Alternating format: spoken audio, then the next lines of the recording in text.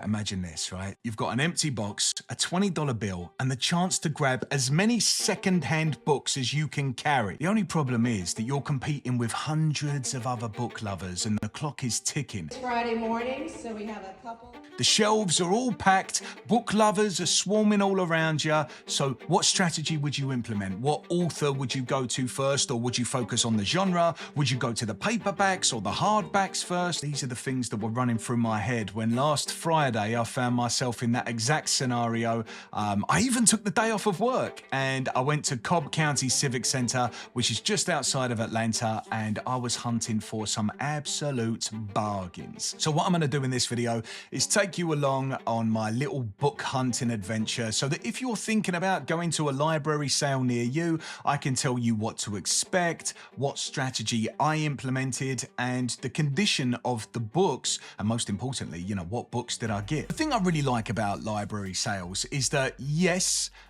you can pick up some absolutely insane bargains for books, but also you're supporting your local library because the money that they raise from selling their old stock goes towards events, goes towards maintenance, and also new stock as well. So even though you yourself are saving money, you also get to pretend to be a good person as well, like me, like I was pretending to be. This was actually my second time attending a library sale, and last time I was completely unprepared. I don't think I was ready for the scale of the event. And I thought, this is what was going through my head. I thought that it was going to look like a secondhand bookstore, and there was going to be a few people pottering around. Maybe I'll pick up a book or two, possibly. So I brought along this little bag with me, this little sort of like rucksack. And when I got there, I felt like an absolute clown. I was looking around. This is last time I went. I was looking around and I saw some people had come in groups and they were going, all right, I'm going to go over here to nonfiction. You go over there to biographies. Like they had a strategy. Do you know what I mean? Like they were the SAS or something, or bloody Navy SEALs. They arrived really early as well so that they could like be the first in line. And also some of the proper professionals brought these carts along that they could sort of pull behind them while they were picking out books. Because that's one thing I noticed. If you're spending a couple of hours there and you're carrying this around under your arm starts aching and you go, oh God, I think I'm going to go home. There probably are a couple more books, but my arm can't take it. I'm weak. So yeah, they were pulling around these little carts. And so I thought to myself at that time, all right, you know what? Next time I come, I'm going to be ready. And so this year,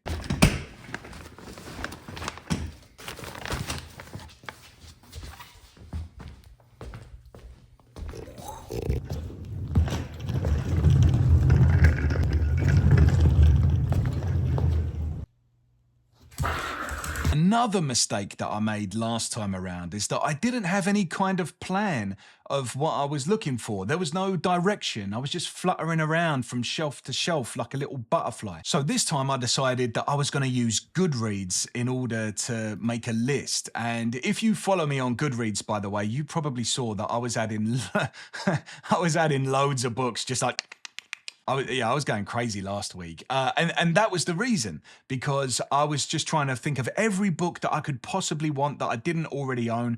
And then I ordered it alphabetically by author because I knew that's how they, line them all up. They're librarians after all. They love order. And so, now I had a list of books that I wanted and I had my nice cart that I was going to be able to drag along behind me. I felt ready. And then the day came.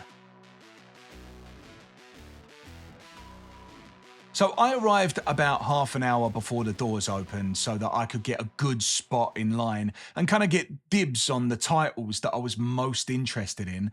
And once again, I had completely underestimated the situation. I was probably about 60th in line, which, not ideal. Really? The first thing that I noticed, and lads, this is really bad for us. In the line in total, there was probably about 100 people, and I could see 2 dudes other than myself, so 3 men in total. Also, there was this person that was going up and down the line, right? And she was just asking questions for people that were standing in line before we all went inside. Obviously, she worked for the library, I guess. And she had this camera. And, man, yeah. So, all right, I'll just tell you this. So she came up to me and she said, do you mind if I ask you what you're looking for today? Do you mind if I get you on camera and ask what you're looking for today? And I said, yeah, no worries. And so I was thinking to myself, oh, I'll tell her I'm looking for some Stephen King titles and all that kind of thing, And then immediately she hits me with, so it's Women's History Month. The color drained from my face because I know the question that's coming. And look, if you watch this channel, it's not like I don't know female authors. I love some of my favorite authors are female authors, right? Just off the top of my head, Robin Hobb, I like, Martha Wells, Mary Shelley, Frankenstein's one of my top 5 books of all time, Susanna Clarke, like just all authors I love reading and have written some of my favorite books over the years. But it's just one of those things, right, where if someone asks you a really simple question and you're on the spot, your mind goes blank, right? And that is exactly what happened to me. Like, have you ever seen that Billy on the Street clip where Billy Eichner goes up to that young girl and he goes, name a woman. And she goes, what? Name a woman? Name a woman. Name a woman? Any? Yes! This is so hard. Name a woman! For a split second, that was me. So who's your favorite female author and why? I know. I know women. Female I know author. Name one. Prove it. Prove you're not a sexist piece of shit. Prove it. Prove it. I know. Prove it. Prove you're not a misogynist. Prove you're not a little sexist, you sexist. Oh my God, and he's British too. Colonizer as well. I'm not a colonizer. Prove it. Prove it. And he did Brexit. He did Brexit. I didn't do Brexit. I promise. He did it. He I did didn't Brexit. do it. Prove you're not misogynist. Octavia E. Butler. Octavia E. Butler. And me and my book club, we're all reading Octavia E. Butler together and we're really enjoying it so far. And I'd really love to read Parable of the Talents. You got lucky this Parable time. of the Talents. Octavia E. Butler. Bitch. So I walked in and I tried to stick to my plan. I really, really did. But nobody, like everybody was, the plan just went out the window. People. Back to how it was, back to bouncing around. But at least at this time, I had a list. So I could sort of like still operate the list. And I had my car and there's lots of people there, right? So I'm sort of trying to wheel my car. Oops, excuse me. Oops, sorry. Oops, excuse me. Oops, sorry. Everyone's doing it. And the annoying thing was that I was finding so many books that I love but already own. For example, I saw a copy of The Fisherman by John Langan, and it was just sitting there. And I just wanted to call out and go, excuse me, does anyone here like horror books? Because if you do, and you've looked at this and you haven't picked it up, I urge you all to reconsider. And there were like Joe Abercrombie books, and you know how I feel about Joe Abercrombie, my boy Joe. It's like, people, give your heads a wobble. You're overlooking greatness. There was one really large section that I wasn't expecting, and it was completely dedicated to audiobooks, like physical CD audiobooks. I totally forgot that they even existed. And by the way, it was like $1 per audiobook, which if you subscribe to Audible or anything like that, you'll know $1 for an audiobook, absolute bargain, But I was looking through them and then I realized, hang on a minute, I don't even have a CD player. Like, I don't have anything where I could play these.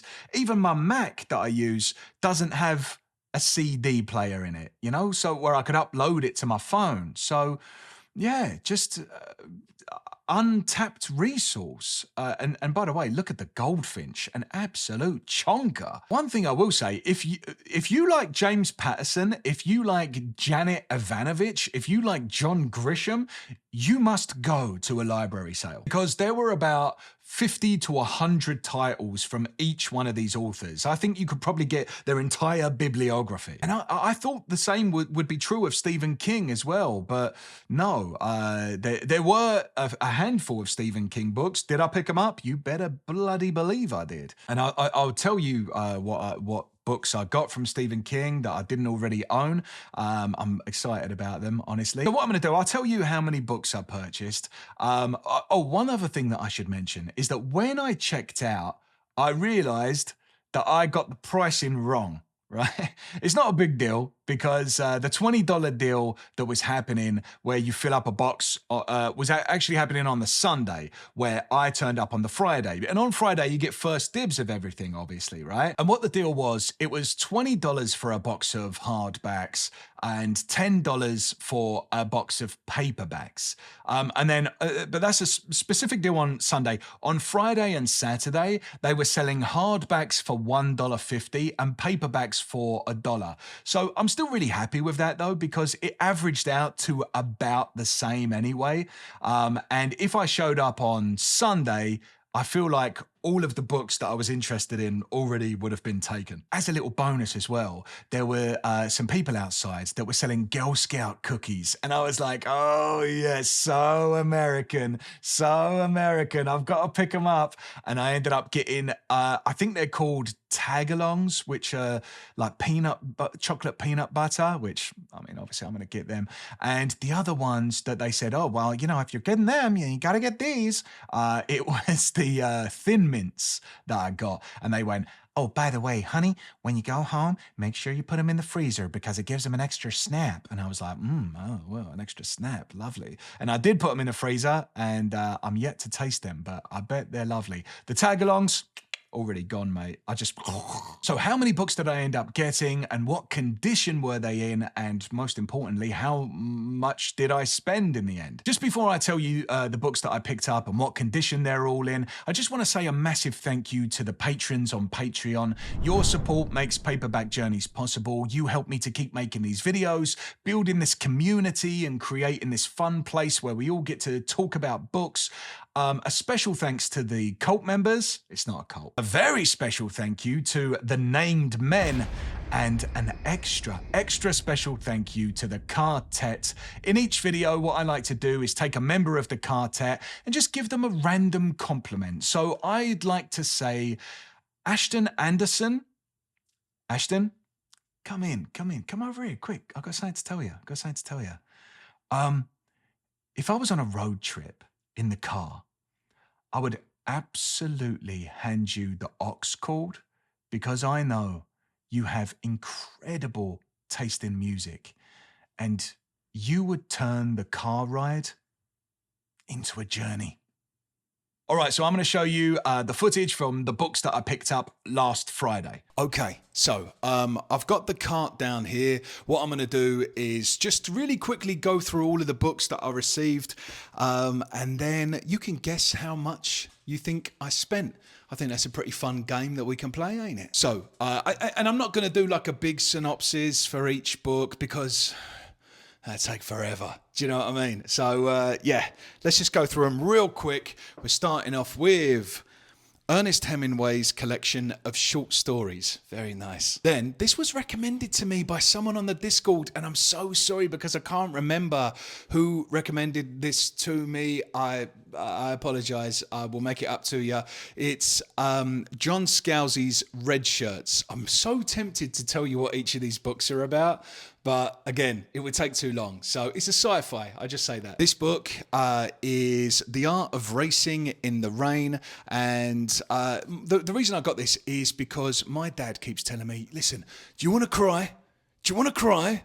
Yeah, you should watch The Art of Racing in the Rain because he's watched the film, right? So I'd rather read the book, and then I can still cry though. Then we've got another Ernest Hemingway. Ernest Hemingway was pretty big at the library, gotta say. The Sun Also Rises. Never read this one before. Now, for most of those, they weren't really something that were on my on my list that I created on the Goodreads, but this one was, and it's Anxious People by Frederick Buckman. You see, it's still got that sort of library, what do you call it? Sort of cellophane, not exactly, but that protective covering.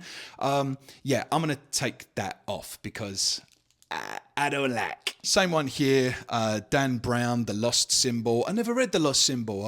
I've read most of Dan Brown's books. I know he's got a book coming out later this year. And so, yeah, The Lost Symbol by Dan Brown. Major Pettigew's Last Stand. So apparently this is quite similar to like A Man Called Uwe. I really like that. Sorry, let me just show you what it looks like. So yeah, you see a lot of them, they have this sort of like protective covering over them. It's annoying in the short term, but really it's like, that's the reason that they're going to be in good condition, right? Because maybe, I don't know, 100 people have read this book and it's still going to be in pretty good condition once I take the covering off. So like these paperbacks, which aren't in very good condition, for example, you see like it's a bit warped like that. It still is fine. It's okay. But Ghost Story by Jim Butcher. So this is from, what's it called? The Dresden Files. I never read the Dresden Files, and there was this bloke who, it was funny, you know, but I see the Jim Butcher books and I went, oh, a lot of people that subscribe to the channel really like the Dresden Files. They always tell me, you should read the Dresden Files. So I heard this bloke behind me and he went, oh, honey, look, Jim Butcher. And I was like, picked him all up. And he went, like, I was going to pick him up anyway. Listen, it's not, you don't get to call over my shoulder and say, oh, look, Jim Butcher. No, I don't care what Honey wants. I really don't care what Honey wants. Look, more Jim Butcher. I think I've got one more. China Mayville. I never know how to pronounce this author's name, but I am going to start investing heavily into this author because apparently they write surrealism really well. I've never read this author. See my little dog being naughty in the background. He's always busy doing something. Ken Follett, The Fall of Giants. Look at that big beefy thing. $1.50. $1.50 for all of these hardbacks and $1 for the paperbacks. Actually, while we're talking about paperbacks, Dolores Claiborne by Stephen King. Can't be bad, can't be bad. This is one of the books that I'd never read from Stephen King. I've read about 30 odd now, and there's a couple more that I haven't read that I managed to pick up from Stephen King. Go Set a Watchman. I've got to say, right, of all the books that I picked up, this is the one that I picked up on impulse. And then I thought to myself, am I going to read that? Am I going to read that? Maybe not. I liked the first book. You know, I liked Harper Lee's first book, but am I going to read this? Maybe. Oh yeah, look, here's those other Jim Butcher books that I was talking about. Battleground and Peace Talks. But look, you see, like, the paperbacks are in a little bit worse condition than the hardbacks. That's understandable, though, isn't it? Especially these mass market ones. We got a couple of Mitch Albums. We've got The Stranger in the Lifeboat and A Little Liar. They're both like, they're going to look really nice next to each other on the bookshelf if I don't destroy them right now. And you know, Mitch Albom, I don't know if you know, I don't know if you've ever noticed about me, but I'm someone who sort of likes it when an author makes me cry. I quite enjoy that, you know, that's a nice feeling for me. Frederick Buckman does it quite a lot, and Mitch Albom has maybe made me cry more than any other author. He's made me cry with Tuesdays with Maury, certainly, and what was the other one? I read it when I was like a teenager, The 5 People You Meet in Heaven. Yeah, both of those broke me up. And you know what's embarrassing? When I read The 5 People You Meet in Heaven, I was at work. I started crying at work. It was a slow day, though, you know, and my boss said it was all right. Not that I cried. He didn't think that was all right. Devil's Rock by Paul Tremblay. Honestly, I bought this because of the author. I don't even know what this book is about, but I saw the name Paul Tremblay and I went, yeah, frightening. Scary. Oh, and I'll tell you what's scary. I'll tell you what's scary. The Last House on Needless Street. Yes! And I reckon there's a chance that the book club might actually be reading this together. The PBJ Book Club on Discord. By the way, if you want to join the Patreon, all the links for all the socials and all that sort of stuff is in the bottom. But yeah, that The Last House on Needless Street, apparently very scary. And when I saw it, I went, bada boom. This one is... I can't decide if I like it or not. There's sort of like, you see how it is, there's no cover, but it's a bit classic, and it's the novels and stories of Jack London. Worth a punt, innit? Do you know what I mean? Like, what's it, White Fang and all that? What's, like, yeah, White Fang, The Call of the Wild, The Sea Wolf. The geezer likes wolves. This one, Cloud Cuckoo Land. When I was walking around with my little cart behind me, someone tapped me on the shoulder, this lady, and she said, "Oh, I've read that. Really good." And I went, "Thank you." What did I read from him recently? All the Light We Cannot See. And I really enjoyed it. I read it, I think it was like November last year. Thought it was fantastic. But by the way, can I just quickly ask you, are you enjoying yourself? You having a good time? Yeah. If you are, tell your finger, subscribe. I'm doing this for fun. Grow up. Then we've got this beefy boy, The Lost World by Michael Crichton, obviously the author of Jurassic Park. And my cousin read this. He said, it's kind of like a Western in a sense. And so I went, I'm not... If you would have asked me a year ago, are you into Westerns? I would have gone, nah, man.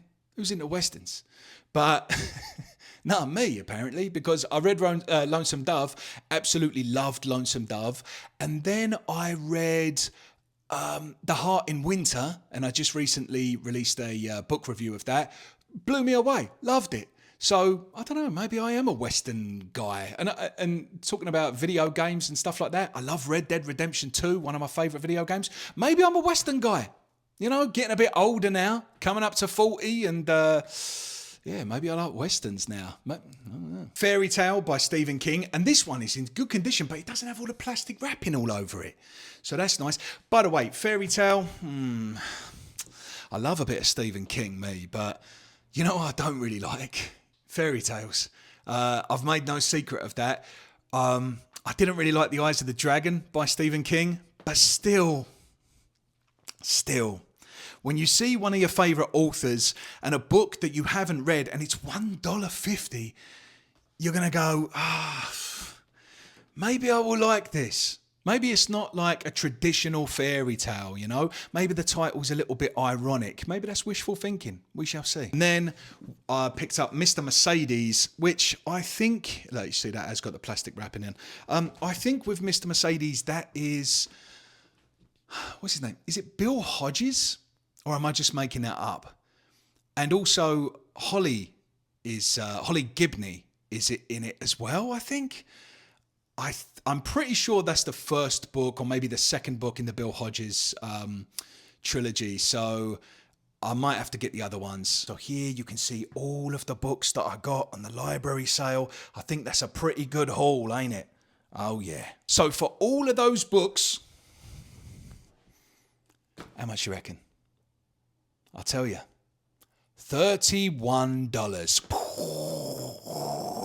Cheeky, innit? Cheeky, that. So since recording that, I've had a bit of time. And you remember it had all like the sort of cellophane all over it. This is what it looks like, by the way, when you take it all off. Like, it comes off on a complete thing.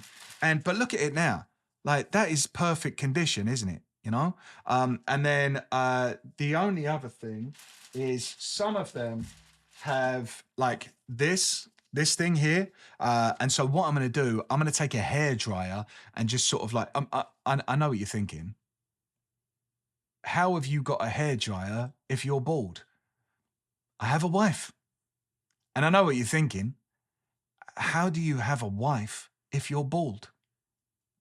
I'm funny. So yeah, I'm going to take my wife's hairdryer. I'm going to blow it on there just a little bit, you know, sort of loosen up the glue, pick it off, and then I've got as well some Goo Gone, so I can get rid of all the residue. Just a little top tip if you were thinking about, you know, getting some books from the library sale. You be careful with the Goo Gone though. You don't want to take off the ink, right? So just sort of like test it out a little bit. Just dab, dab, dab, right? And that cellophane, by the way, that comes off so easy. Do you want me? I've actually got one. I'll take it off right now for you if you want. One sec. I don't know if you can see that. Look, they're sort of like taped on there, and it's like in all four corners. So all you do, right, you get something like this. This is, by the way, get one of these. There you go, look. Get one of these. Like, they're like box openers or something like that. I use them for any packages that I get, but they're so handy, right? And then what you do, look, you just go like this. All I'm going to do is just slice it. I'm sorry, I can't show you exactly, but look how easy that was, right? Just slice it. Right? You just do the same in all four corners. Then all you do, right, you just take it off completely. Sorry if I'm teaching you how to suck eggs here. Like, you might go, yeah, I know how to do it. Well, you know, just trying to be helpful. Just trying to be friendly, bookish neighbour. Just pull it out from the middle. Pull it off, look. Comes off in a complete thing like that. Don't worry about the tape on it. You're not going to see the tape on the hardbacks. And then it's like, it looks new. It looks new. Like, look at that. Thanks, library, for taking so much care of the books. And also, no label. Perfect. So I got all these lovely books, right? And you might be thinking, oh, well, great, mission accomplished. Well...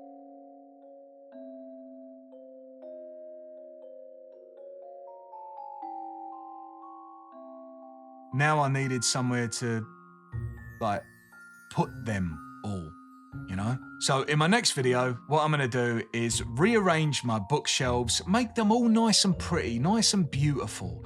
And if you'd like to see a video where I just make everything nice, alphabetize everything, then you can click up here. Thanks so much for watching this video. I really appreciate it. And as always, happy reading.